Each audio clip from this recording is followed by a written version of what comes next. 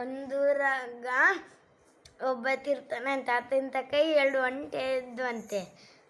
ಆತ ದಿನ ಕಾಡಿಗೆ ಕರ್ಕೊಂಡೋಗಿ ತಿನ್ನಿಸಿ ಬರ್ತಿದ್ದಂತೆ. ಒಂದು ದಿವಸ ಒಬ್ಬತ್ತ ಬಂದು ಅವ್ರ ಮನೆತಕ್ಕ ಇವಕ್ಕ ಗೆಜ್ಜೆ ಕಟ್ಟು ಕಳೆದೋದ್ರೆ ಸಿಗ್ತಾವ ಅಂದಂತೆ. ಆತ 2 ಗೆಜ್ಜೆ ತಂದು ಅಂಗಡಿ ಕಟ್ಟಿದಂತೆ. ಆ ಗೆಜ್ಜೆ ಕಟ್ಕೊಂಡು ಒಂದು ದಿವಸ ಹೋಗ್ತಾನಂತೆ, ಏನಲ್ಲ. ಇನ್ನೊಂದು ದಿವಸ ಹೋದಾಗ ಆತ ಮಕ್ಕೊಂಡಿರ್ತಾನಂತೆ ಗಿಡದೊಳಗೆ. ಆವಾಗ ಒಂಟೆಗಳು ಬಿಡಿಸ್ಕೊಂಡು ಎಲ್ಲೇ ಹೋಗಿರ್ತಾವಂತೆ ಎಲ್ಲಿಗೋ. ಆವಾಗ ಒಂದು ಒಂಟೆ ಮಕ್ಕೊಂಡಿರ್ತೈತೆ.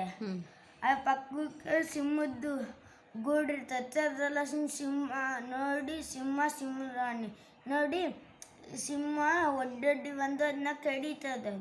ಆವಾಗ ಇನ್ನೊಂದು ಒಂಟೆ ನೋಡಿ ಒಡ್ಡೋತೈತೆ. ಆವಾಗ ಅದು ಗೆಜ್ಜೆ ಶಬ್ದ ಕೇಳಿಸತ್ತೆ.